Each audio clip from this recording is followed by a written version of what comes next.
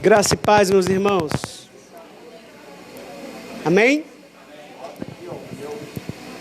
Senhor Deus e Pai, nós nos colocamos na Tua presença, como pedintes, Deus, como pecadores, Pai, como aqueles que esperam na Tua glória, Pai, como aqueles que esperam a manifestação da Tua glória em nós, Deus, como humildes diante de Ti, Pai, como debilitados, como pessoas que anseiam pelo Teu favor em nossas vidas, como pecadores arrependidos, que dependem da Tua graça, dependem do Teu favor, da Tua mercê e da Tua misericórdia.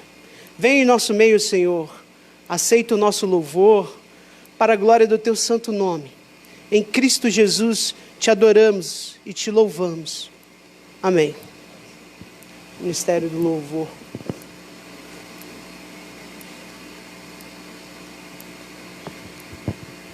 Glória a Deus. Só o Senhor é digno de honra, de glória, de louvor, de adoração. Amém? Vamos louvar ao Senhor com aquela canção, ao único que é digno. Só o Senhor é digno de receber o nosso louvor e a nossa adoração, Pai. Recebe nessa manhã, Pai, como cheiro suave, Pai, as Tuas narinas, o louvor e a adoração da Tua igreja. Amém. Ao único que é digno de receber a honra e a glória, a força e o poder, ao Rei eterno e imortal, invisível, mas real, a Ele ministramos o louvor. Ao único que é digno de receber a honra e a glória, a força e o poder, ao Rei eterno e imortal, invisível, mas real, a Ele ministramos o louvor. Coroamos a Ti, ó Rei Jesus, coroamos a Ti, ó Rei Jesus, adoramos o Teu nome, nos rendemos aos Teus pés, consagramos todo o nosso ser a Ti. Coroamos, coroamos a Ti, ó Rei Jesus, coroamos a Ti, ó Rei Jesus, adoramos o Teu nome, nos rendemos aos Teus pés, consagramos todo o nosso ser a Ti. Consagramos todo o nosso ser a Ti. Consagramos todo o nosso ser a Ti. Aleluia, Jesus. Seja engrandecido, Pai, no meio da Tua igreja. A Ti, Pai, toda a honra, Senhor. Seja engrandecido, ó Deus da minha vida. Tu és o Deus da minha salvação. És a minha rocha, a minha segurança. Meus lábios sempre te exaltarão. Aleluia. te louvo, pois sei que sobre todos és Senhor. Aleluia, te louvo, pois sei que sobre todos és Senhor. Seja engrandecido, ó Deus da minha vida, Tu és o Deus da minha salvação. És a minha rocha, a minha segurança, meus lábios sempre te exaltarão. Aleluia, te louvo, pois sei que sobre todos és Senhor. Aleluia, te louvo, pois sei que sobre todos és Senhor. Aleluia, aleluia,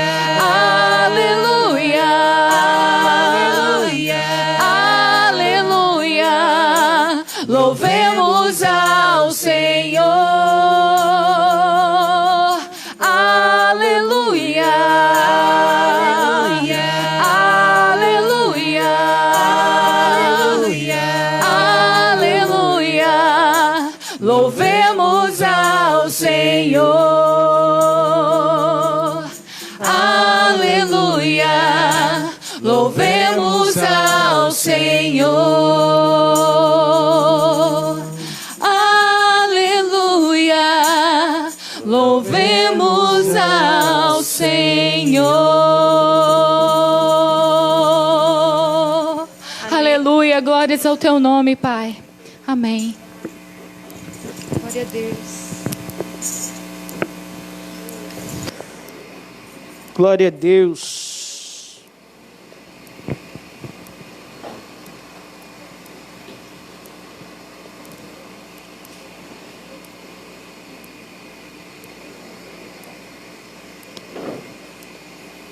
Irmãos, graças a Deus, o vírus está diminuindo, né? O contágio, os números estão caindo, mas ele ainda está aí, né? Ainda está contaminando as pessoas e ainda está matando gente, né? Até semana passada o pastor tinha falado do pastor ali de... O que deu?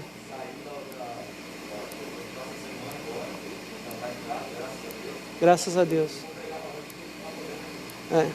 Então, até semana passada eu fiquei triste com a notícia do pastor ali de Taquara, pastor Ademir, né, que estava mal, grave na UTI. Né? Aí foi quando meio que caiu uma ficha assim, foi, meu Deus, ainda tem gente, né, padecendo dessa doença, né? E meu coração se entristeceu, né? Orei, clamei por ele, como toda a igreja, né? Tenho certeza. Mas só para avisar que nós temos a boa notícia de que o vírus está indo, mas ele está indo, né? Ele não foi. Então a gente tomar todo cuidado, né? Por amor aos irmãos que, né, são um grupo de risco, especialmente, né? Usar a máscara aqui no culto. Amém? Bom, vamos abrir as nossas Bíblias em Gênesis, capítulo 18.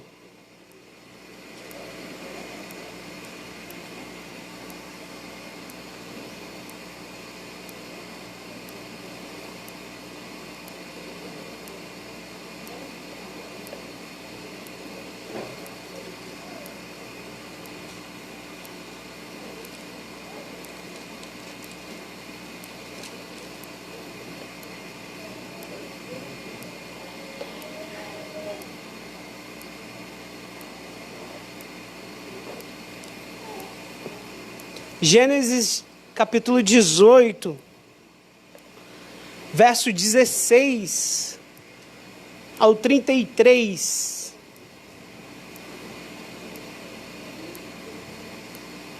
Gênesis 18,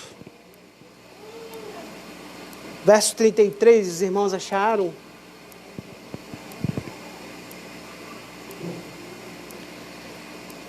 Perdão, versos 16 ao 33. Abraão intercede por Sodoma. Diz assim a palavra de Deus: quando aqueles homens se levantaram dali, olharam para Sodoma, e Abraão ia com eles para os encaminhar. O Senhor disse: será que eu devo esconder de Abraão o que estou para fazer?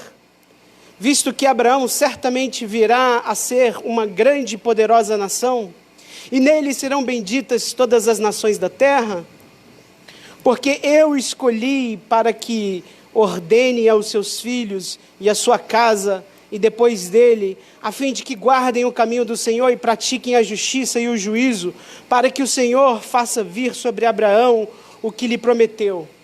Então disse o Senhor: o clamor contra Sodoma e Gomorra tem aumentado, e o seu pecado é gravíssimo.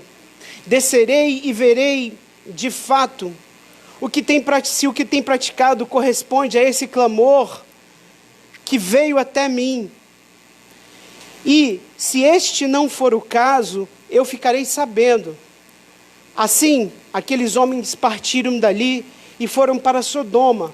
Mas Abraão ainda permaneceu na presença do Senhor. E aproximando-se, Abraão perguntou: será que vais destruir o justo com o ímpio? Se houver por acaso 50 justos na cidade, ainda assim destruirás e não pouparás o lugar por amor dos 50 justos que nela se encontram? Longe de ti fazeres tal coisa, matar o justo com o ímpio, como se o justo fosse igual ao ímpio. Longe de ti. Será que o juiz de toda a terra não faria justiça? Então o Senhor disse: se eu encontrar 50 justos dentro da cidade de Sodoma, pouparei a cidade toda, por amor a eles. Abraão continuou: e eis que me atrevi a falar ao Senhor, eu que sou pó e cinza. Caso faltarem 5 para 50 justos, destruirás por isto toda a cidade? Deus respondeu: não destruirei se eu encontrar ali 45. Então Abraão disse: e se por acaso houver ali apenas 40? Deus respondeu: não farei por amor aos 40. Abraão insistiu: não se ire o Senhor se eu continuar a falar, e se houver ali apenas 30? E o Senhor respondeu: não o farei se encontrar ali 30. Abraão continuou: eis que me atrevi a falar ao Senhor, e se por acaso houver ali apenas 20? O Senhor respondeu: não destruirei por amor aos 20. Finalmente, Abraão disse: não se ire o Senhor se eu lhe falo somente mais esta vez, e se por acaso houver ali apenas 10? O Senhor respondeu: não destruirei por amor aos 10. Quando acabou de falar com Abraão, o Senhor se retirou. Abraão voltou para onde estava antes. Palavra do Senhor. Irmãos, essa passagem ela é muito conhecida. Nós sabemos que Deus aparece para Abraão de forma teofanizada. Deus assume um corpo humano e com alguns anjos vai até a casa de Abraão, confirma a promessa na vida de Abraão, que daqui a 1 ano ele voltaria, Abraão teria um filho, e eles ali comem com Abraão. Em seguida, Deus envia os anjos para destruírem a cidade de Gomorra, de Sodoma e Gomorra, porque o clamor contra aquela cidade havia chegado ao Senhor e o clamor era gravíssimo. Então Abraão começa a interceder por aquelas duas cidades. Mas, Senhor, ali habitam pessoas, e se tiverem 50 justos? E aí Deus fala, não, se houverem 50 justos, eu poupo a cidade toda por amor dos 50. E aí Abraão falou, não deve ter 50, né? Já que os anjos já foram destruir, porque Deus já havia decretado a destruição. Deus, ele só não pula etapas. Quando ele fala, vou ver se o clamor corresponde, não é que ele não sabia, é que Deus não pula etapas. Quando Deus promete salvação, Deus salva. Quando Deus promete ira, Deus derrama ira. Só que Deus não pula etapas. Ele estava ali permitindo a argumentação de Abraão, mas já havia enviado os anjos. E Abraão sabia, se ele falou que se tivesse 40 ele não ia destruir, então não tem 40. Né? Porque os anjos já estão indo lá. E aí ele foi diminuindo. Diminuindo, e diminuindo, e diminuindo, e diminuindo. E até que ele chegou em 10. E aí ele desistiu. Por que ele desistiu no 10? Não haviam 10 justos. Por que ele desistiu no 10? Porque ele entendeu. Porque Abraão entendeu que não é que não tinham 10, não tinha um justo sequer naquela cidade. Nenhum justo. Nem Ló. Depois eu explico em qual sentido, porque a Bíblia chama Ló de justo. Não havia nenhum justo naquela cidade. E esse era o ponto de Deus. Abraão, por amor a um justo, eu pouparia toda a cidade. Abraão, por amor a Jesus Cristo justo, eu poupo toda a igreja. Eu só preciso de um justo. Um justo. E Jesus Cristo justo é o que é encontrado no meio da igreja. Ele é o cabeça da igreja. E Deus poupa toda a igreja por causa de um justo. Esse é o Evangelho. Nós somos como Sodoma e Gomorra. Não pense diferente de você. Você é terrivelmente pecador. Mas há um justo em nosso meio, que nos encabeça. É o nosso líder, o nosso Senhor, o nosso Salvador. Nós somos pó. Mas Deus é o nosso justo. E a justiça dele paira sobre as nossas vidas. Esse é o Evangelho, amados. Não havia um justo. Toda cidade desonrava a Deus. Mas Abraão era justo, Ló era justo, mas eles eram justos em Cristo, não deles mesmos. Eles eram justos por causa da aliança que Deus fez com eles. É por isso que a Bíblia vai chamar de Ló o justo. Vai chamar Ló de justo no mesmo sentido que a Bíblia me chama de justo. Eu não tenho justiça própria, mas eu tenho a justiça de Cristo. E por causa de Cristo, eu sou justo diante de Deus. Não que eu tenha justiça própria. Eu mereço ser destruído como Sodoma e Gomorra. Toda a humanidade merece ser destruída.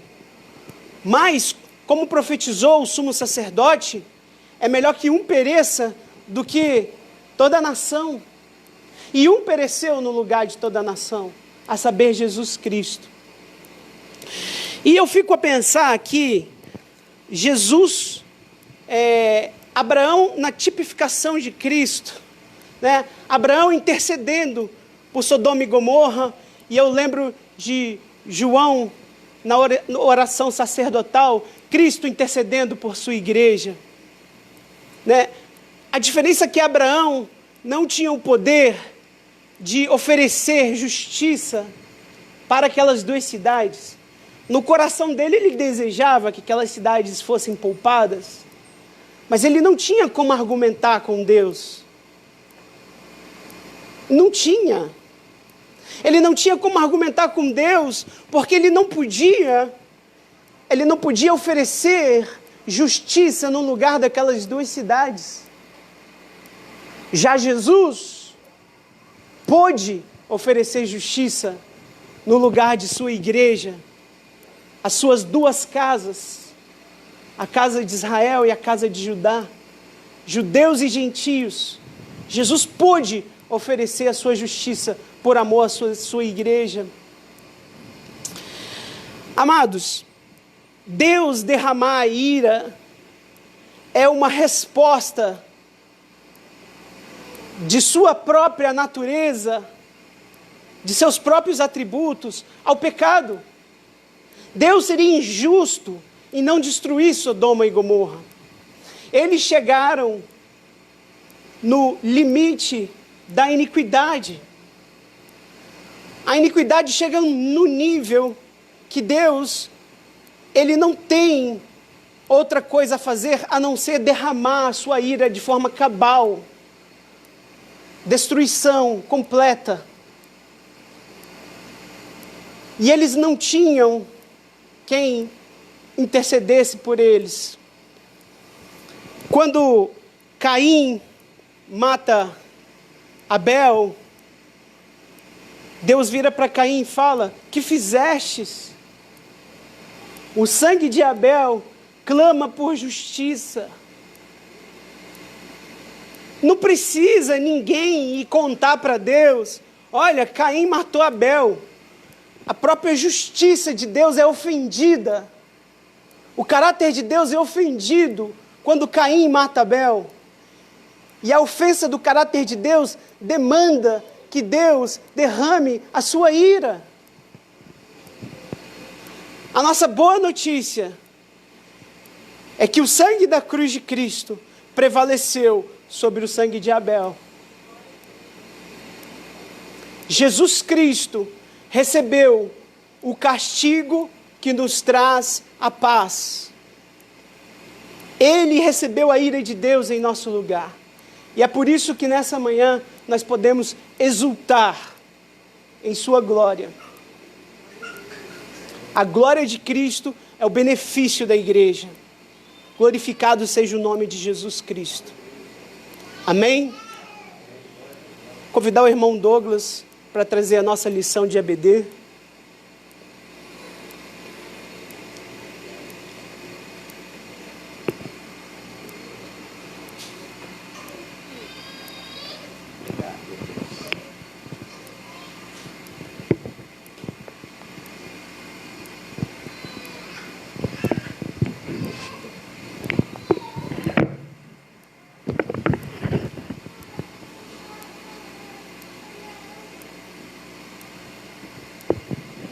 Graça e paz, irmãos.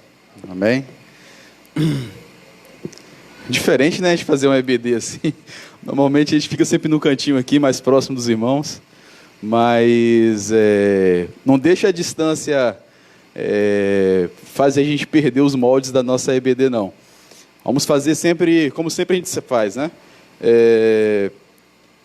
Se em determinado momento os irmãos quiserem fazer qualquer tipo de colaboração, tiver alguma dúvida, não se acanhe não, pode levantar a mão, ou já pode interromper, não tem problema não.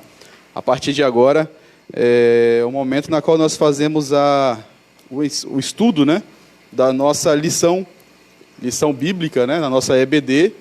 Então, se a EBD é a Escola Bíblica Dominical, estamos diante de uma escola, né, onde não tem professor, aqui nós estamos para compartilhar um conhecimento. Então, que os irmãos tenham a liberdade para interromper, levantar a mão. Eu acho que a gente não pode perder essa postura aí da nossa EBD. Amém?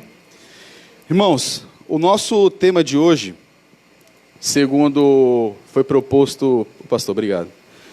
Segundo está proposta aí na nossa revista, nós iremos falar hoje sobre graça e discipulado.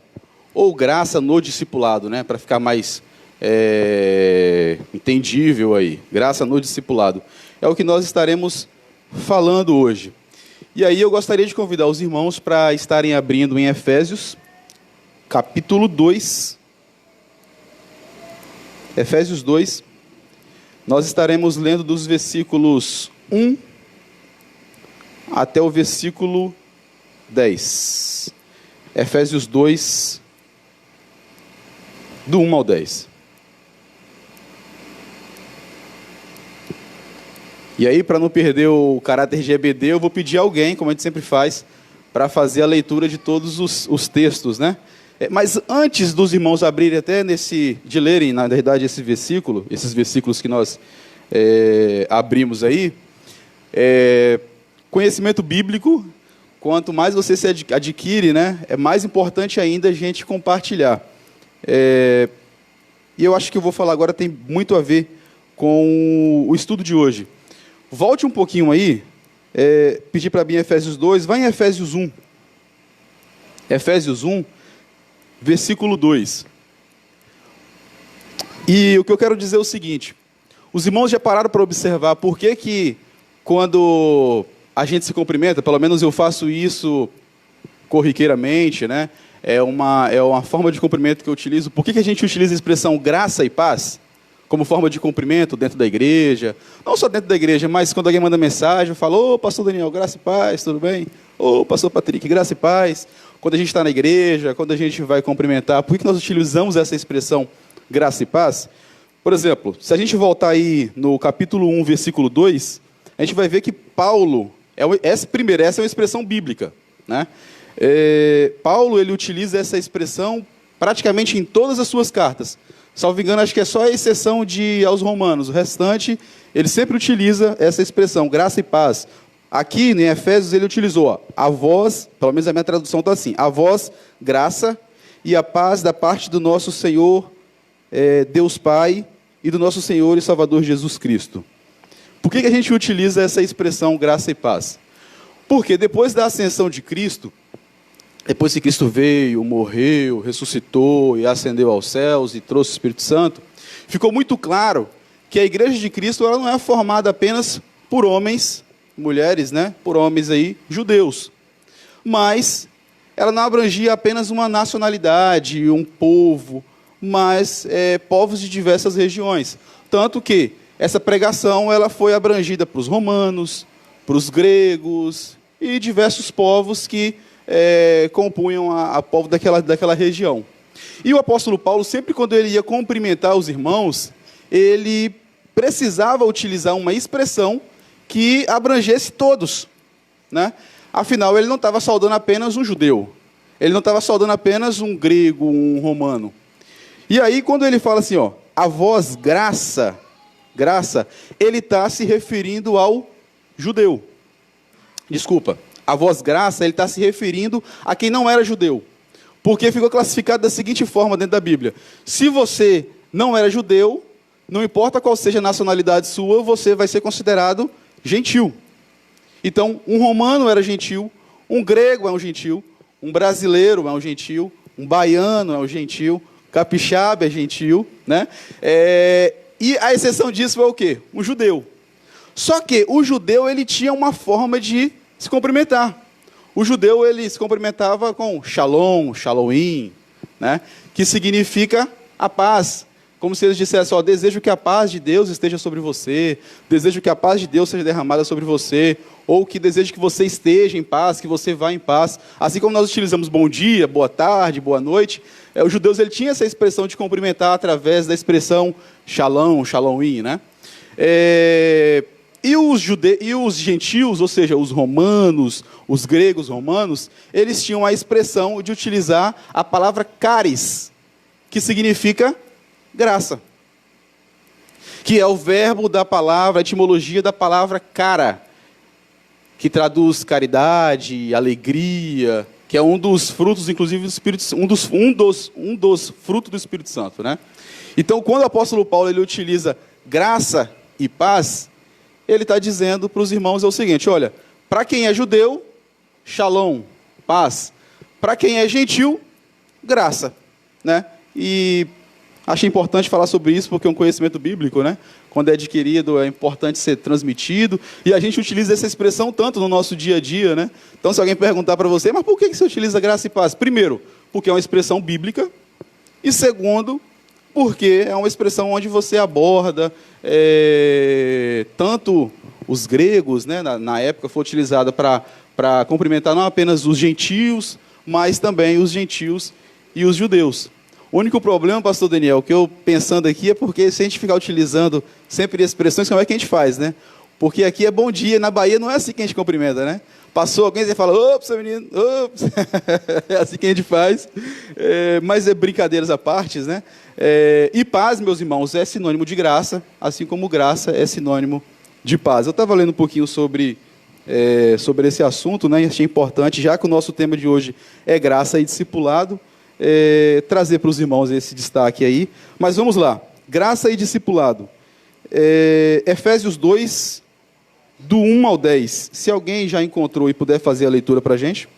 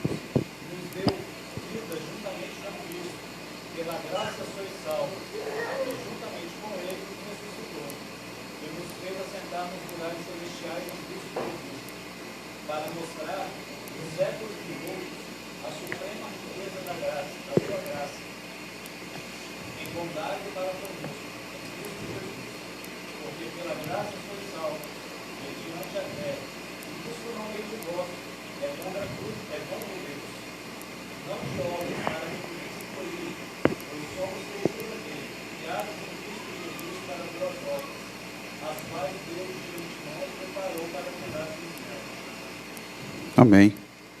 Porque pela graça sois salvos. Glória a Deus. Antes da gente entrar, inclusive, na revista, tem outros versículos aqui que eu acho que é importante a gente fazer a leitura, porque vai ser a base do nosso estudo. Vou pedir, pastor Patrick, por gentileza, abre para a gente em Romanos 5, do 20 ao 21.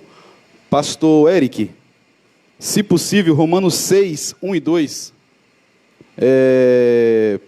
César, Gálatas 5, versículo 1 somente, e depois o versículo 13. Pela ordem aí, estou fazendo dessa forma para a gente economizar tempo, e esses versículos são de suma importância aí para o nosso estudo de hoje. Romanos 5, capítulo 5, versículo 20 e 21.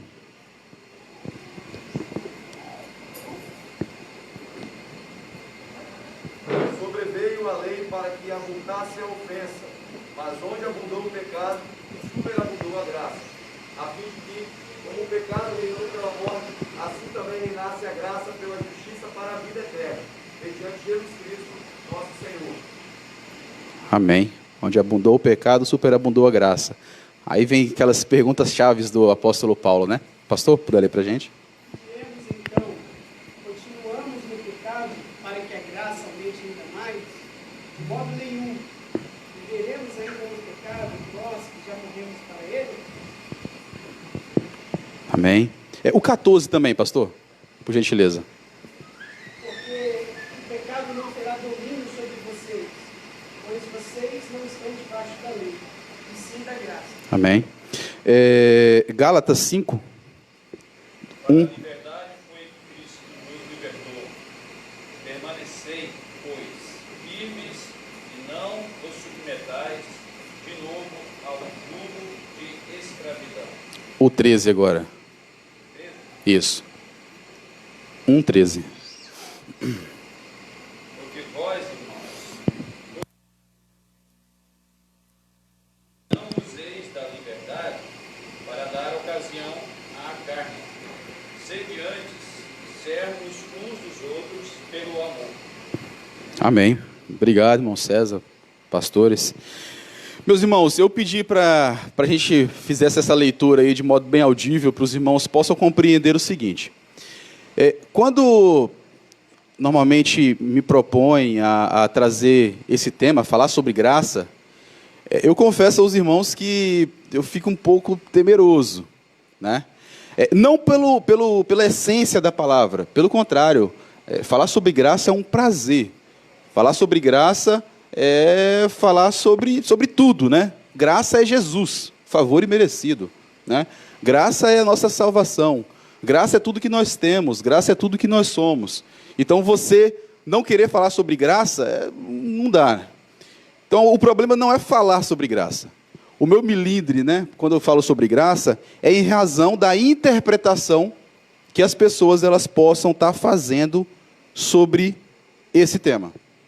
Por quê? Porque quando nós falamos o que é graça, automaticamente eu acho que todos nós falamos já de forma bem reflexa, né, que graça é favor imerecido. Né? E o problema, e esse termo está certo, não está errado.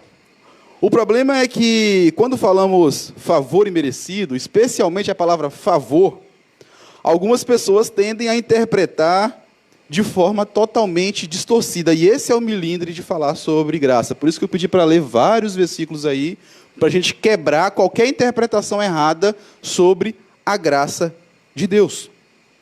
E o problema é que quando nós falamos em favor, as pessoas elas distorcem de forma tão profunda que fazem da cruz de Cristo, inclusive, um motivo de chacota, né? Um motivo para pecar, um motivo para justificar no sentido de explicar os seus pecados, os seus erros. Isso é muito perigoso. Por isso que eu tenho a graça, a pregação da graça, né, como um tema muito delicado ao ser exposto, ao ser apresentado para a igreja, né? Porque alguns distorcem esse termo devido, às vezes, desconhecimento bíblico, mas nada justifica, porque a Bíblia está na sua mão, está no seu tablet, está no seu celular, está no seu computador, está no seu bolso. Você poderia ler, né? Mas às vezes é por desconhecimento bíblico, e outras pessoas fazem isso por obra de Satanás mesmo. Faz por maldade, né? Mas o fato é que quando nós falamos graça, automaticamente surgem dois grupos de pessoas, ou dois grupos de interpretações, dois grupos de visões. E aí eu resolvi, e eu posso, né, à luz da Bíblia, estabelecer aquele que entende a graça como sendo um favor imerecido, uma bênção de Deus, e traz um conceito de graça bíblico, e existe um segundo que eu posso fazer isso à luz da Bíblia, classificar a outra visão como uma graça satânica, uma graça diabólica. E esse é um cuidado que a gente precisa ter sempre quando a gente vai expor esse tema, sempre quando a gente vai pregar esse tema, sempre quando a gente for expor, seja para um descrente, seja para exortando uma igreja, independente, a gente precisa ter esse cuidado ao expor o tema sobre graça, né? E eu vou tentar explicar para os irmãos de forma mais simples possível, né? De acordo com as minhas limitações. Mas a ideia é o seguinte: quando nós falamos sobre graça, normalmente algumas pessoas, lógico, através da iluminação do Espírito Santo de Deus, entendem de forma muito clara, e isso é uma iluminação do Espírito Santo de Deus, volto a repetir, que graça faz dela um miserável. E faz a pessoa entender que ela não merece absolutamente nada. Tudo que ela fizer, todo o seu esforço, todos os seus méritos, todas as suas ações, não vai trazer nenhum tipo de mérito diante de Deus. A pessoa que entende a graça dessa forma, ela tem uma convicção tão forte que absolutamente nada difere dela de, por exemplo, um cara que foi preso ontem por pedofilia. A pessoa que entende a graça nesses moldes, ela sabe muito bem que o que não fez nós praticarmos atos tão cruéis é uma coisa chamada graça. É a soberania, é o poder de Deus que te livrou das garras do pecado, como nós lemos aqui, que te libertou, da escravidão do pecado, que não te fez ser um pecador, quanto mais, né, que pratica pecados públicos e terríveis, como, por exemplo, um criminoso. Quando o Espírito Santo de Deus faz isso na mente da pessoa, trabalha na mente da pessoa a compreender, traz a iluminação sobre isso, dessa forma, ela verifica que a misericórdia de Deus ela foi derramada sobre a sua vida. A pessoa entende que a graça nos moldes bíblicos, primeiro, ela faz o seguinte: quando a pessoa entende a graça de Cristo, eu costumo dividir em duas formas. Quando você entende a graça de Cristo, você entende primeiro o quão miserável você é, o quão miserável nós somos, e automaticamente entendemos que nós não merecemos favor nenhum de Deus, porque nós somos miseráveis, porque os nossos atos são trapos de imundícia para Deus. E em segundo momento, nós entendemos o quão rico em misericórdia é o nosso Deus. Então, se você entende a graça como sendo, bom, eu não mereço nada, eu mereço o inferno. Os meus atos, para Deus, não vale de nada, vale como um absorvente sujo, vale como um pano cheio de pus. Mas Deus resolveu estabelecer um ato de misericórdia sobre a minha vida. Se você compreender desta forma a profundidade da graça nesses moldes, parabéns, você entendeu, foi iluminado aí pelo Espírito Santo de Deus, o que realmente significa o que é graça. A graça, ela te obriga a olhar para você, olhar para si e, simultaneamente, olhar para Deus. Se você não fizer esse exercício, certamente você vai ter muita dificuldade para entender o que é graça. A pessoa que entende graça nesses moldes, como eu disse, entende que seus atos são trapos de imundícia. A pessoa que entende graça nesses moldes, ela entende que os favores de Deus não tem qualquer relação com ser bonzinho, fazer ou deixar de fazer algo, ser merecedor do céu. Ah, eu orei, Deus me curou, meu irmão, porque eu subi no monte, fiz uma campanha de 10 dias de oração, fiquei lá no monte por 8 horas. Ou, Deus me curou porque Deus abriu aquela porta de emprego porque eu fiz uma campanha. Não estou dizendo que os irmãos não devem fazer isso não, tá, irmãos? Pelo amor de Deus, não estou... então o pastor lá da igreja está ensinando esse cara que está pregando aí tudo errado. Quem é o pastor dessa igreja aí? Não, não é isso que eu estou dizendo não, tá? Pelo amor de Deus.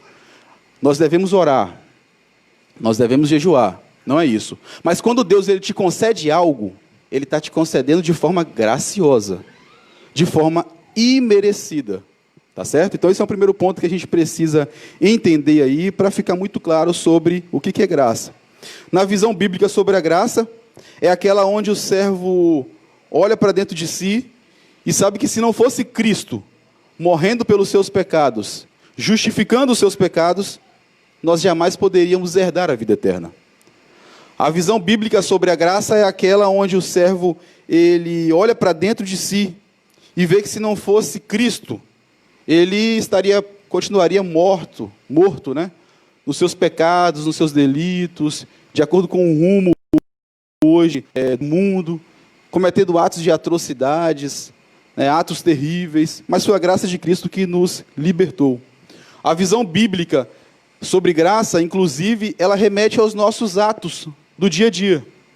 Por exemplo, quando você faz algo bom, boas obras, você entende que você só fez aquilo porque o Espírito Santo de Deus te habilitou. Ou seja, um favor imerecido. Por sua vez, quando você pratica algo mal, algo terrível, você entende que nada mais é do que a sua natureza caída te guiando, né? Então, assim, para que possa ficar muito claro para os irmãos aqui, eu resolvi classificar a graça como uma graça bíblica e uma graça diabólica, para os irmãos saberem separar qual que é o limite da graça, né? O que a Bíblia estabelece como graça. Não apenas favor imerecido, porque favor Deus me deu, vou fazer o que eu quero, não é por aí. Não é por aí, isso daí não é a graça bíblica. A graça bíblica faz você olhar para tudo isso que nós acabamos de dizer. Eu era miserável, aliás, continuo miserável, né? Mas eu iria herdar o inferno, meus atos são terríveis, eu não mereço nada, mas Deus me concedeu vida eterna. Faz a pessoa olhar para isso e se sentir tão constrangido, mas tão constrangido, que aí a pessoa fala o seguinte: eu só tenho um caminho a andar. eu só tenho um caminho a trilhar. Que caminho é esse? O caminho do arrependimento. O caminho do discipulado. O caminho estabelecido pela Bíblia. Então, o conhecimento da graça não é apenas para você saber, eu entendi agora o que é graça. Não. A graça, ela é para te levar ao constrangimento profundo de que você não tem um outro caminho a andar, senão o caminho do arrependimento. É isso que o Espírito Santo de Deus ele faz nos nossos corações todos os dias. E se você tem um conhecimento da graça e você não executa diariamente o arrependimento, o discipulado, certamente você não foi iluminado pelo Espírito Santo de Deus. Só teve um conhecimento, mas você não teve a iluminação. E esse é um cuidado e um exercício que nós devemos fazer todos os dias. É como se disséssemos, Deus, não há nada que eu possa fazer para retribuir a sua graça derramada sobre a minha vida. Também não há nada que eu possa fazer para te surpreender. Mas, no mínimo, o que eu posso fazer é andar de acordo com os padrões bíblicos estabelecidos pela Bíblia. Então, é por isso que não é por obras, tal, mas e as obras, como é que fica? É isso que a graça faz, te constrange a fazer algo. Só que você faz algo não para ser salvo, porque você já é salvo. Mas você faz aquilo porque você é salvo. Entendeu? Não é para ser salvo, mas é porque você é salvo. Isso te constrange, você faz, o Espírito Santo vai te habilitando, graça sobre graça, e graça, e graça, e essa é a vida cristã. Isso significa discipulado, isso significa viver de acordo com os padrões bíblicos, né? Já a graça barata, né, ou a graça diabólica, é aquela onde o infeliz fala o seguinte, bom, se graça significa favor imerecido, aí as pessoas começam a interpretar o seguinte, não adianta fazer nada para agradar a Deus, é imerecido, nada do que eu fizer vai agradar a Deus, então vou viver uma vida libertina, né? Quem é que nunca ouviu um exemplo, presenciou um exemplo de pessoas seguindo essa linha de raciocínio? Eu preciso de igreja não, Cristo morreu, eu sou templo do Espírito Santo de Deus. Perdoar o irmão? Não vou perdoar aquele cara não, que é isso? Meus pecados estão pagos na cruz, né? E as pessoas utilizam isso o tempo todo para poder desvirtuar o verdadeiro significado da graça. Normalmente as pessoas pensam assim, me arrepender para quê? A Bíblia não fala que Deus já pagou pelos meus pecados, está tudo pago. Tetelestai, utilizam ainda tetelestai, está pago, não tem necessidade de me arrepender. Como a graça faz tudo sozinha, tudo também pode permanecer como antes. Afinal, minha força nada faz. Por que viver uma vida de renúncia, de discipulado, se nada disso vai agradar a Deus, não vai trazer mérito nenhum diante de Deus? Para que viver uma vida de discipulado, uma vida de compromisso com as Escrituras, se a lei foi abolida na cruz de Cristo? Aí pega o versículo que o pastor Patrick acabou de utilizar e esquece de ler os demais versículos, fica só nos 5, esquece de ler os 6 e seguintes, né? Essa ideia que eu pontuei, observe, é uma ideia extremamente diabólica, demoníaca. Por quê? Porque ela desvirtua o verdadeiro significado da graça, desvirtua o que significa o Evangelho de Cristo e faz da cruz de Cristo um motivo para explicar os seus pecados, né? Aí a pessoa antes não tinha razão nenhuma para pecar. Cristo morreu, agora eu posso pecar, porque Cristo pagou os meus pecados. Graça diabólica. Cristo morreu para nos libertar da escravidão do pecado e o infeliz permanece servindo ao pecado e ainda fala que a razão disso é a cruz de Cristo, né? É uma verdadeira negociação da palavra de Deus. É uma negociação da encarnação do verbo de Deus. E falando sobre isso, se os irmãos depois tiverem curiosidade, esse livro aqui do Bonhoeffer, acho que eu falei certo agora, né? Falei certo, pastor? Dietrich vamos falar só o sobrenome, né? Bonhoeffer. Livro discipulado, um livro bem interessante, né? Ele fala sobre alguns pontos. Eu ainda não terminei de ler ele todo, né? Mas o primeiro tópico ele fala sobre graça. E ele estabelece graça preciosa e graça barata. Faz essa separação que eu acabei de fazer para os irmãos.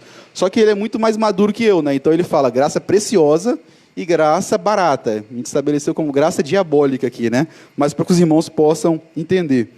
E aí, ao longo desse livro, ele chega a dizer o seguinte: a graça barata é a pregação do pecado sem arrependimento. É o batismo sem a disciplina comunitária. É a ceia do Senhor sem confissão de pecados. É a absolvição sem confissão pessoal. A graça barata é a graça sem discipulado. A graça sem a cruz. A graça sem Jesus Cristo encarnado. Pedi os irmãos para estarem abrindo em Efésios 6.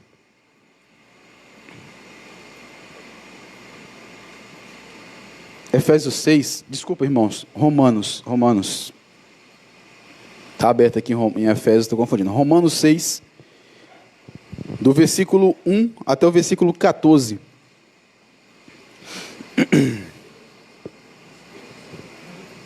Nós lemos aí o 1 e o 2, vamos ler do 1 ao 14 agora, para entender um pouquinho e saber o que a Bíblia fala sobre essa graça barata.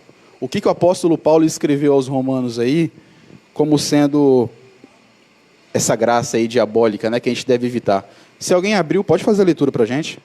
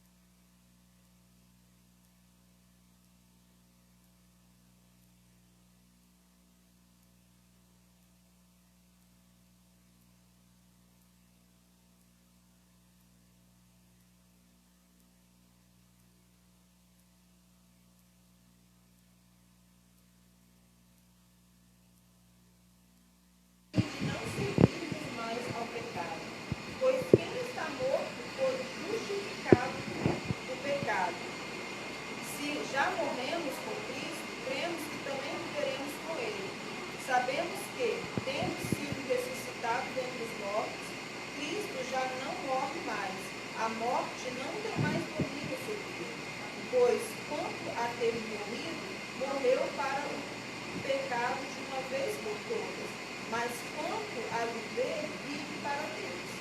Assim também considerai-vos mortos para o pecado, mas vivos para Deus, em Cristo Jesus.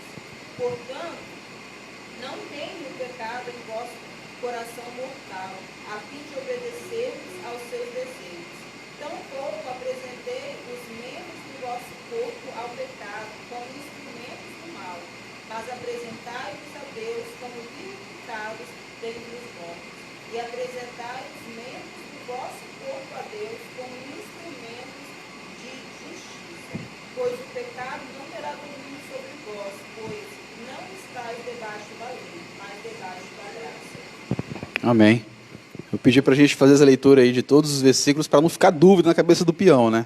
Para entender perfeitamente o que o apóstolo Paulo ele fala sobre isso, né? Essa separação é importantíssima. Eu nem entrei ainda na revista, acho que muito pouco, né? Estamos gastando tempo aqui, na verdade investindo tempo aqui nesse tópico para que não fique dúvidas e para que os irmãos compreendam perfeitamente quando a gente fala sobre graça, qual que é o seu significado, né?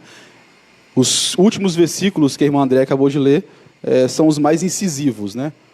Graça não é para te fazer pecar não, meu irmão. Pelo contrário, graça é para te constranger, para viver o arrependimento. Os irmãos querem fazer alguma contribuição? Pastor Patrick?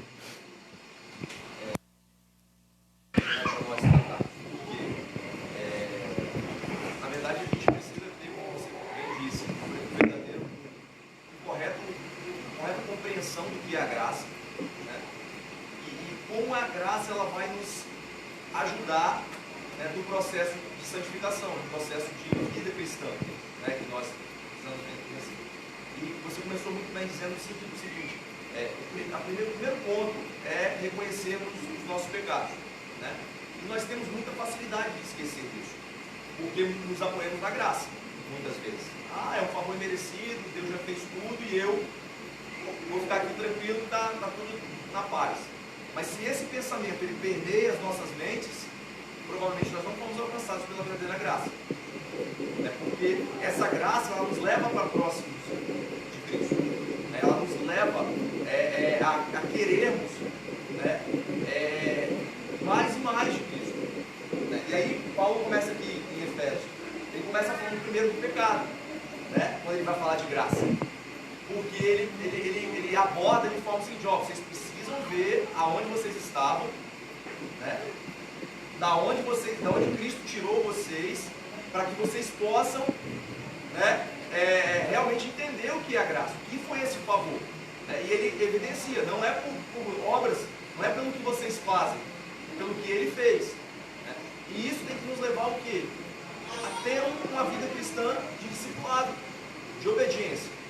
Quando isso não faz parte da nossa vida cristã, quando nós estamos acomodados, quando nós estamos levando essa graça, esse favor merecido, né? E ele fala muito bem aqui no verso 4: mas Deus, sendo rico em misericórdia, quando nós entendemos a misericórdia do Senhor em nossas vidas, né, nós começamos a adotar um padrão de vida diferente, né? Reconhecendo que somos pecadores, reconhecendo que somos, né, necessitados unicamente da ação de Deus em nossas vidas para nos levar a fazer aquilo que Ele glorifique.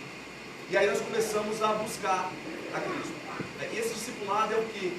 É buscarmos essa vivência de Cristo, um relacionamento com Ele.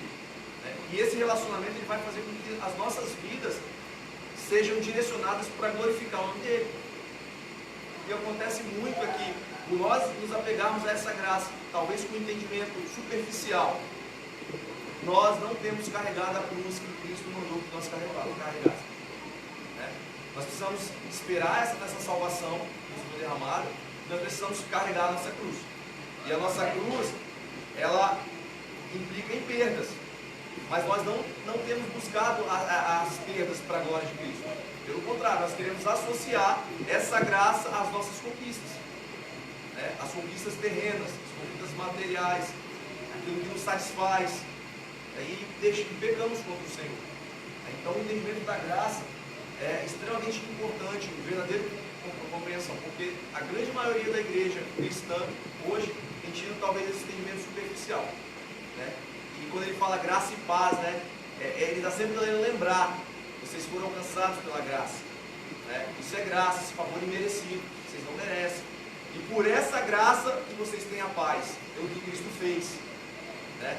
Então, utilizando a saudação que Paulo usa, ele, a todo momento ele quer lembrar a todos aqueles que são colocados ali diante dele que, ó, vocês receberam um favor imerecido e vocês só têm a paz por causa daquilo que Cristo fez.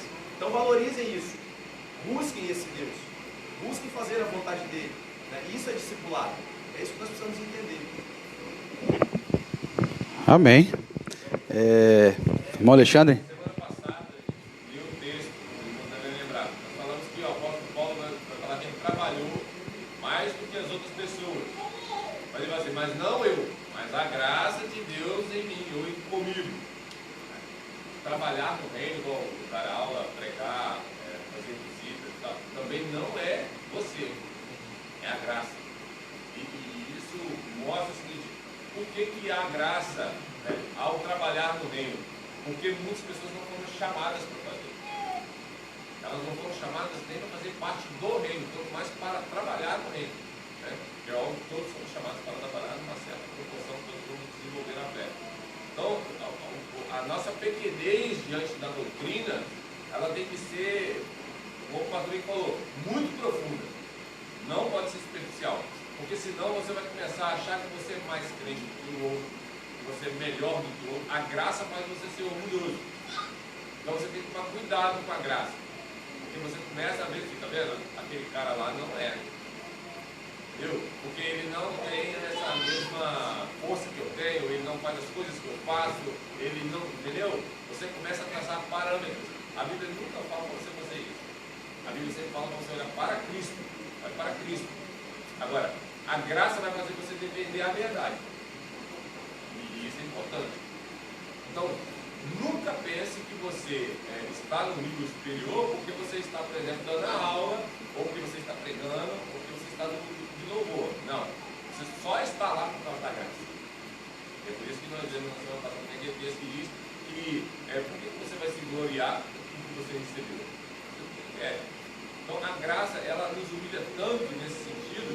que nossos corações devem ficar regozijantes, justamente porque não é médio. E aí, todo mundo fica no mesmo nível. Não tem melhor nem pior. Amém. Observações bem pontuais aí, profundas, né? A revista fala sobre isso. O irmão Alexandre acabou de falar. Em relação à graça, você começar a estabelecer parâmetros, né? E o 3 fala: o discipulado é sustentado pela graça e não pelos seus méritos, né? Que é o ponto 3 aí. E foi justamente isso que o irmão Alexandre acabou de falar. Nós não estamos acostumados com o termo graça, né? A gente só recebe um salário porque trabalhou. A gente só tem uma roupa porque a gente comprou. Normalmente a gente não recebe nada de graça, né? E quando recebe algo de graça é porque a pessoa que te deu está com alguma intenção, né? Então, assim, a gente não está acostumado com o termo graça. A esmola é muito, o santo desconfia. É isso aí. É isso aí. Nós não estamos. Aí a pessoa fala, ó, o que você tem de maior valor? A pessoa fala, minha salvação, minha vida, e de graça. Graça? Como assim? Não, favor imerecido e tal. Então a gente não está acostumado com esse termo. E aí quando a gente começa a trabalhar com esse termo, não tem jeito, a gente sempre vai colocar o dedo humano. E aí começa a falar, bom, eu fui alcançado pela graça e meu irmão não e tal. Esse é um cuidado que a gente precisa ter. Porque se nós falamos graça é favor imerecido, a sua vida é por graça, o que você tem é por graça, isso você não deveria afastar qualquer tipo de parâmetro, né? Humano, terreno, é tudo concedido por Deus. O apóstolo Paulo ele fala, né, que é pela graça que uns foram chamados para apóstolo, outros para mestres, outros para... Vai distribuindo os dons, né, todos os dons, distribuídos de forma graciosa para a igreja e tal. Essa é uma compreensão que nós devemos ter. E o pastor Patrick teve uma observação muito profunda também sobre o Efésios 2, porque eu havia comentado que, para entender a graça, você primeiro tem que olhar para si, depois tem que olhar para Deus e tem que te mover a te constranger, né? E o 2 é justamente, e o Efésios 2, capítulo 2, é basicamente isso. Do 2 ao 4, ao 3, o apóstolo Paulo está levando uma compreensão de quem o homem é. Ele falou, você estava morto, você é um miserável, você estava andando segundo o rumo deste mundo, a sua vontade era a vontade da carne, você era por natureza filho da ira, ou seja, olhe para você. E aí do 4 ao 7, ele fala, mas Deus não, Deus é riquíssimo em misericórdia, ou seja, agora olhe para Deus, olhe para Cristo. Deus ele te amou quando você ainda estava morto, olhe para a misericórdia de Deus, Ele ressuscitou você em Cristo, o 6, o 7, e Ele fez isso para demonstrar a sua riqueza, olhe para Cristo, olhe para Deus, aí depois ele fala, o 8, porque pela graça sois salvos. Então, seja qual for a aplicação aí, a gente deve sempre entender graça como, antes, quem eu sou, quem Deus é, e aí a gente vai entender graça, favor e merecido, somos graços, somos salvos pela graça. E depois ele conclui aí, né, não é pelas obras e tal. Bem interessante, pastor Patrick, bem profundo. Então, irmãos, alguém mais alguma observação? Irmão Alexandre?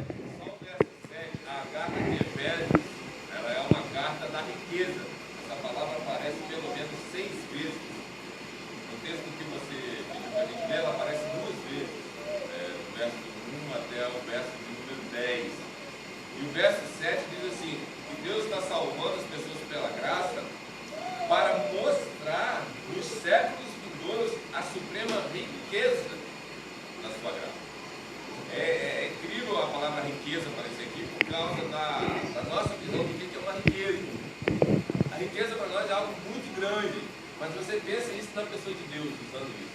Ele não era obrigado. Não precisava. Mas ele não usou só a graça. Ele está querendo mostrar a riqueza dessa graça. Ele está apontando para Cristo, obviamente. Ele é a nossa riqueza. Né? E eu estava falando isso hoje de manhã com uma pessoa. Eu falei assim, olha, todas as pessoas que... E aí ele estava falando sobre dízimo. Né? Todas as pessoas que têm dificuldade com o dízimo é porque elas não estão olhando para Cristo.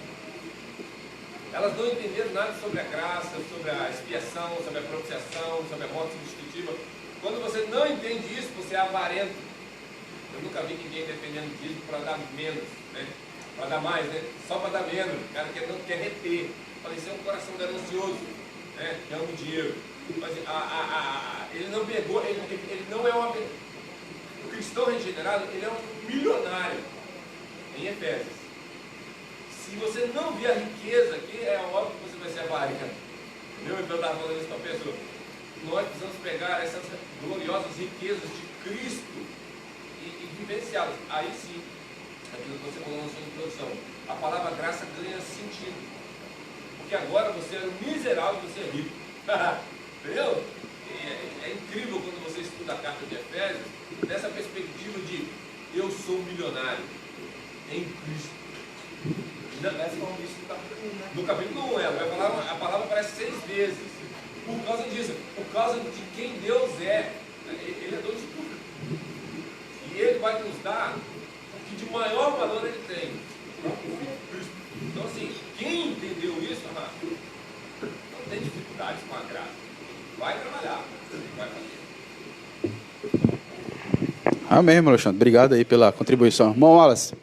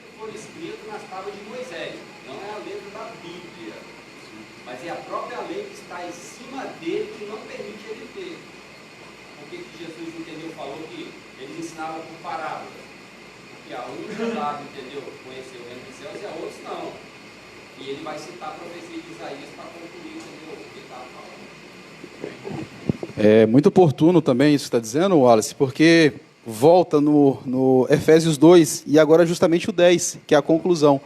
Deus, ele nos revela os seus mistérios, nos revela as suas doutrinas, a sua ação para com a vida do homem, não para que você saiba, que para você seja um intelectual e tal, não. Isso é para te mover a fazer algo. Isso é para te constranger a fazer algo, para que o Espírito Santo de Deus te venha mover a fazer algo, né? E aí, olha só, no Efésios 2 ele fala, você é miserável, Deus é misericordioso, você foi salvo pela graça, encerrou aí? Não.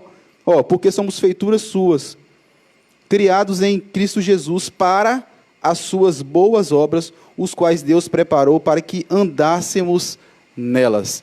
Então, o conhecimento que Deus ele passa para a vida do homem não é apenas para guardar consigo e, eu sou um intelectual, sou um filósofo.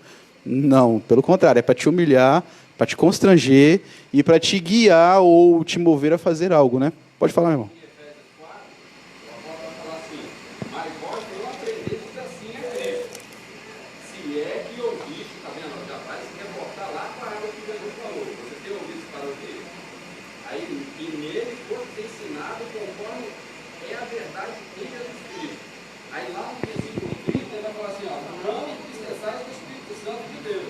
qual foste selado para o dia da redenção.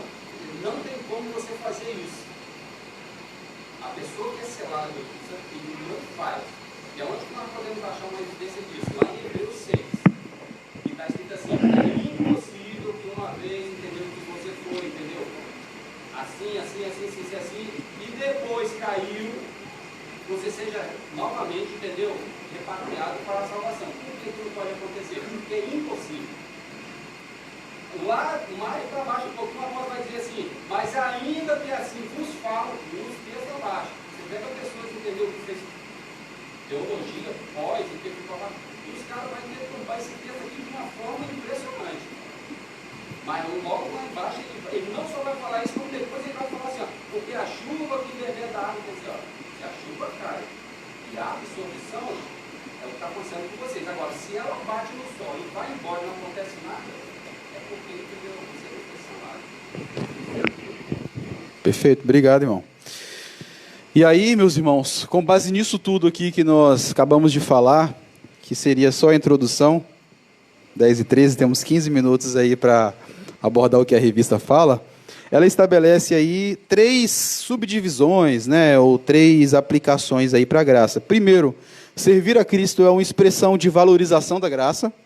2, a valorização da graça produz um discipulado responsável.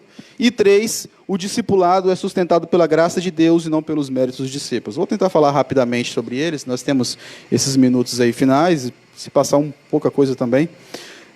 Primeiro tópico aí, seguir a Cristo é uma expressão de valorização da graça.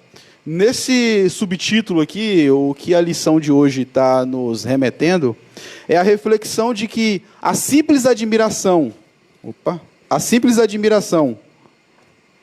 pela pessoa de Cristo, pelo seu ministério, por quem Cristo era e tal, isso não é uma experiência propriamente dita como a graça de Deus. Admirar quem Cristo era, admirar o que Cristo fez, muitas pessoas fazem isso o tempo todo. Você vai comprar livro, você fala, olha, o método que Jesus Cristo utilizou. Você vai assistir um filme. Então, assim, para admirar, vamos deixar isso para os filósofos. Vamos deixar isso para a galera aí que fala bem para caramba, os filósofos ateus aí. Vamos deixar isso para os coaches aí, que gosta para caramba de só utilizar métodos, né? Admira. Para os cineastas, escritores, figuras públicas, vamos deixar isso para eles, né?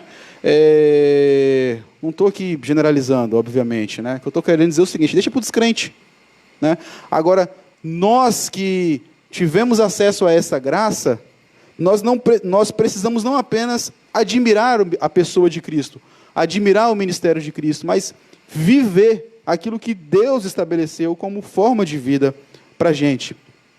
A experiência com a graça, ela te leva a fazer algo, é aquilo que o irmão o Wallace acabou de dizer, é o que está em Efésios 2:10. Você vai ser constrangido a fazer algo que implica em discipulado, implica em uma vida de renúncias, implica em uma vida de arrependimento, implica em uma vida que é transformada pela palavra de Deus.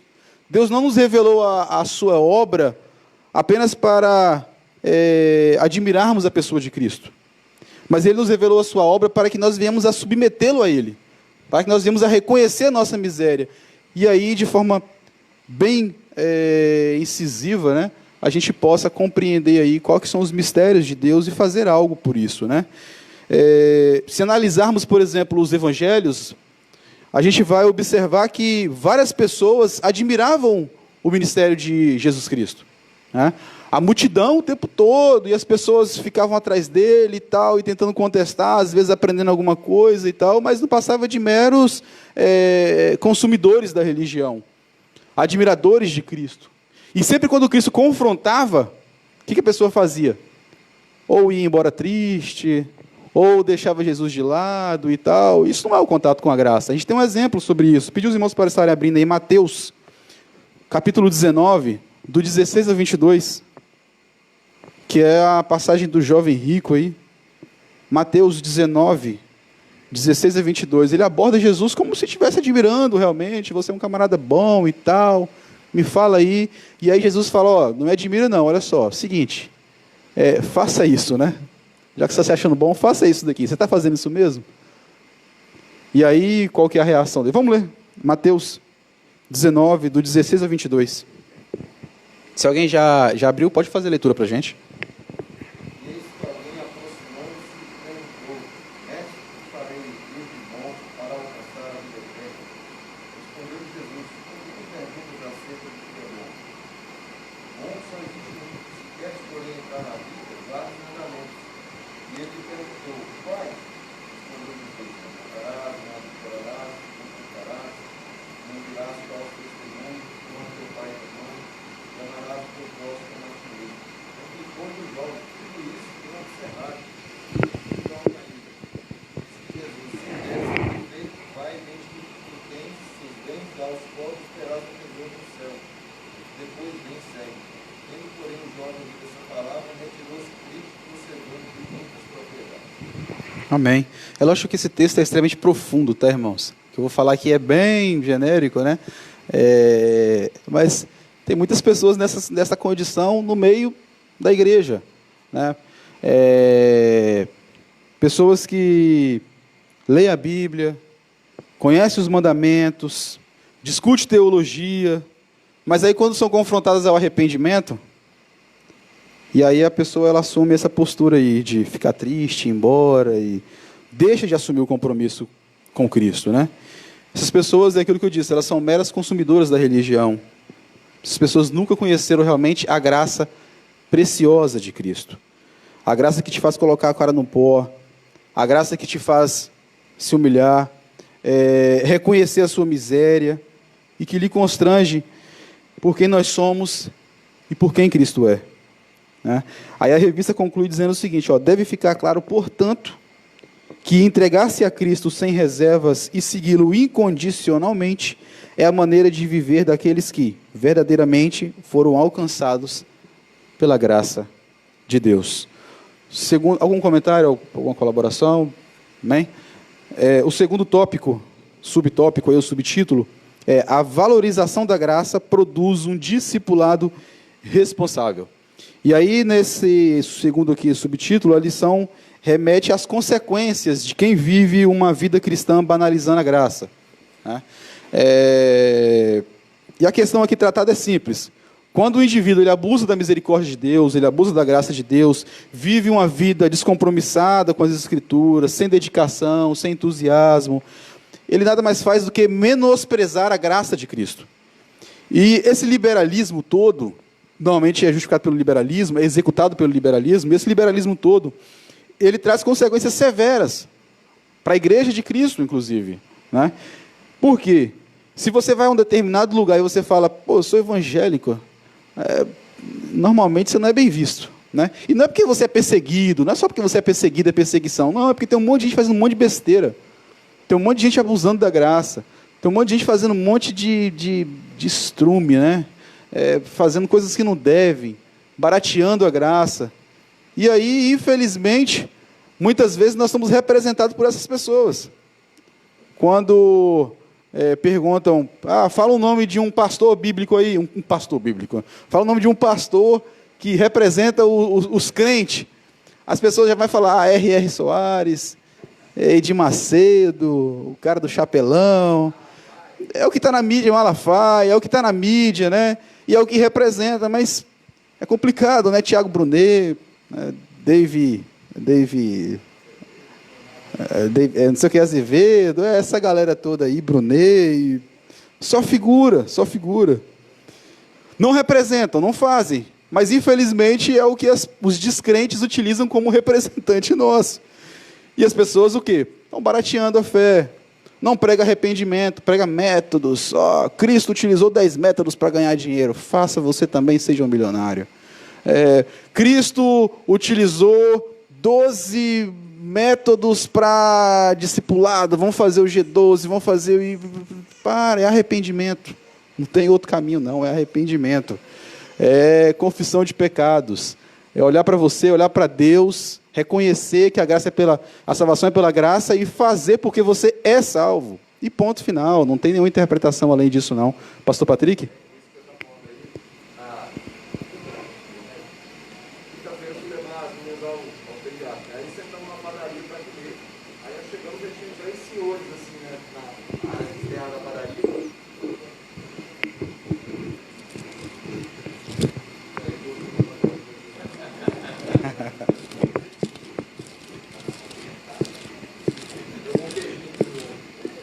Aí eles sentados, né, nós chegamos, eu e as meninas, aí sentei.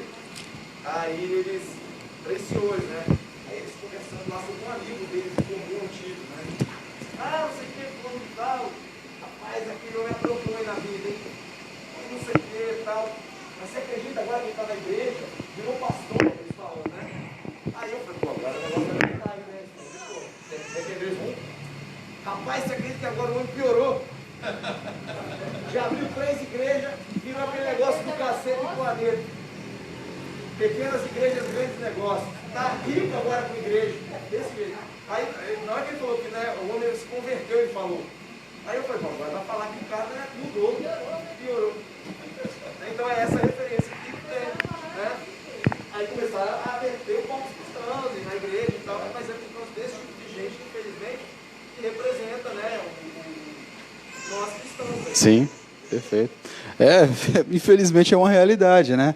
É aquilo que eu falei, e acaba atingindo a igreja de Cristo, porque um pastor sério acaba sendo rotulado por conta de erro de A, B, C e D, aí é complicado mesmo, né? Um pastor se apresentar como pastor, as pessoas já escondem a carteira. Ou utiliza aquelas piadinhas, cadê meus 10%, vou guardar e tal. E infelizmente é uma realidade, né? Em contrapartida, irmãos, a exortação bíblica para esse tipo de conduta é o seguinte, ó, eu vou fazer a leitura para andar mais rápido. Hebreus 12, 28 e 29 diz assim: pelo que, tendo recebido um reino de não ser abalado, retenhamos a graça, para que sirvamos a Deus agradavelmente, com reverência e piedade, porque o nosso Deus é fogo consumidor. 1 João 2, 4, 6 a... 1 João, capítulo 2, 4 a 6, diz assim: aquele que diz eu conheço e não guarda os teus mandamentos é mentiroso, e nele não está a verdade. Mas qualquer que guarda a sua palavra, o amor de Deus está nele verdadeiramente aperfeiçoado. Nisso conheceremos que estamos nele. Aquele que diz estar nele também deve andar como ele andou. Que possamos valorizar a graça e viver um discipulado responsável, né? O último tópico, temos 5 minutos. O discipulado é sustentado pela graça de Deus e não pelos méritos dos discípulos. É aquilo que o irmão Wallace disse, é aquilo que o irmão Alexandre disse no início, né? Efésios 2, acabei de fechar. Efésios 2, 8 e 9. Porque pela graça sois salvos por meio da fé, e isso não vem de vós, é dom de Deus. Não vem das obras, para que ninguém se glorie. Esse terceiro subtítulo aí é um alerta de que o nosso sustento diário, tudo aquilo que nós fazemos, você entendeu que a graça te faz um miserável? Entendi. Você entendeu que a graça faz Deus extremamente misericordioso, rico? Entendi. Você entendeu que a sua salvação é pela graça? Entendi. Agora você tem que entender também o seguinte: tudo que você faz, seja o seu ministério, seja suas boas ações, tudo, absolutamente tudo que você faz de bom, segundo os padrões bíblicos, né, nada mais é do que graça de Deus. A graça, ela não só te chama, mas ela te sustenta, te conduz, te leva para Cristo, te conduz a Cristo, te atrai a Cristo. Embora já falamos aqui que graça não é ficar de braços cruzados, não significa ficar de braços cruzados, é importante termos a consciência também que se só estamos fazendo algo porque Cristo nos habilitou primeiro a fazer aquilo. E essa ação desempenhada por nós é pela gratidão de estarmos salvos, de sermos salvos por Cristo, e não para a salvação, né? E aí, neste sentido, a revista ela frisa aqui o seguinte, que fique bem claro: o discípulo é sustentado pela graça de Deus e não pelos méritos dos discípulos. É bem verdade, o discípulo deve tomar a sua cruz. Entretanto, só será capaz de encarnar a mensagem da cruz através da graça, e não como um ato de penitência. Por seus próprios esforços, o discípulo não é capaz de suportar o peso da cruz. Mas quando recebe o sustento da graça, percebe que o jugo se torna suave e o fardo se torna leve. 2 Coríntios, 12, do 9 ao 10, diz o seguinte: e disse-me, 2 Coríntios, 12, do 9 ao 10, e disse-me, a minha graça te basta, porque o meu poder te aperfeiçoa na tua fraqueza. De boa vontade, pois me gloriarei nas minhas fraquezas, para que em mim habite o poder de Cristo. Pelo que sinto prazer nas fraquezas, nas injúrias, nas necessidades, nas perseguições, nas angústias, por amor de Cristo. Porque eu estou fraco, então eu estou forte. A graça de Deus, ela faz isso, ela se aperfeiçoa na nossa fraqueza para demonstrar o seguinte: não é você que faz, não é você que prega, não é você que detém o conhecimento, não é você que testemunhou, não é você que ganhou vida. Ah, quantas vidas você ganhou para Cristo, pastor Daniel, no ano de 2019? Nenhuma. Por quê? Você ganhou alguma? Se você ganhou, você está levando para o inferno. Isso aí você pode fazer. Agora, ganhar para Cristo, não. Não é você. Não é você. É Cristo. É Cristo. Graça. Isso significa graça.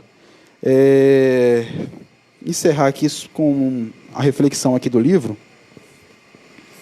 Bem interessante também sobre isso. Que diz o seguinte: felizes aqueles que encontram já no fim do caminho que percorreram, que pretendemos percorrer, e que no espanto compreendem o que de fato parece incompreensível. Que a graça é preciosa justamente por ser graça pura, por ser a graça de Deus em Jesus Cristo. Felizes aqueles que no singelo discipulado de Jesus se encontram possuídos por sua graça, podendo, humildes em espírito, louvar a graça de Cristo que tudo opera. Felizes aqueles que, no conhecimento desta graça, pode viver no mundo sem para ele perder, e para os quais, no discipulado de Cristo, a pátria celestial é uma certeza, tal qual estão verdadeiramente livres para a vida neste mundo. Felizes aqueles para os quais o discipulado de Cristo nada mais é senão a vida baseada na graça, e para os quais a graça nada mais é senão o discipulado. Felizes aqueles que neste sentido se tornam cristãos, para os quais a mensagem da graça foi misericórdia. Amém? Diga, meu irmão. Não sei quantos conhecem. Se eu não me engano, o Bonhoeffer foi um rapaz que estava na Alemanha, veio para os Estados Unidos. Depois as pessoas pediram para ele não voltar para lá, porque ele poderia ser morto, porque os alemães estavam matando os cristãos. E ele, entendendo que a graça de Deus era com ele, voltou e foi assassinado pelos alemães porque ele não teve pregando. Então, esse homem que está escrevendo a respeito da graça, ele sabe o que está falando. Obrigado, meu irmão, pela colocação, excelente colocação, de fato. Amém? 10h30, certinho. Vamos orar então. Vou colocar de pé, a gente encerrar. Obrigado, Deus, pela tua graça, tua misericórdia para com as nossas vidas. Obrigado pelo teu sustento. Obrigado por esta graça que não apenas nos chamou, mas nos constrange e nos aproxima de ti. Obrigado porque nós reconhecemos, Senhor Jesus, que nós nada seríamos sem essa graça derramada sobre as nossas vidas. Por isso rendemos ao Senhor toda a honra, toda a glória, todo o louvor, todo o domínio sobre tudo que há, todas as coisas, sobre todas as pessoas. Obrigado porque de forma graciosa o Senhor tem nos revelado os teus mistérios. De forma graciosa o Senhor tem nos aproximado de ti. Obrigado porque de forma graciosa, ó Deus, o Senhor enviou teu Filho Jesus a morrer na cruz pelos nossos pecados. Graça é Cristo, favor imerecido. Obrigado, Senhor Jesus, porque nós merecíamos o inferno. Éramos pobres e o Senhor nos fez ricos em ti. Obrigado por isso, ó Deus, obrigado por tudo que o Senhor fez e que o Senhor ainda fará. Louvado seja o teu santo nome. Amém. Amém, irmãos. Pastor Daniel tem uma palavrinha aqui, tá? Só um segundinho aí. Irmãos, é rápido aí, porque eu não vou atrasar o almoço. Ah, mas o almoço já tem aqui, né?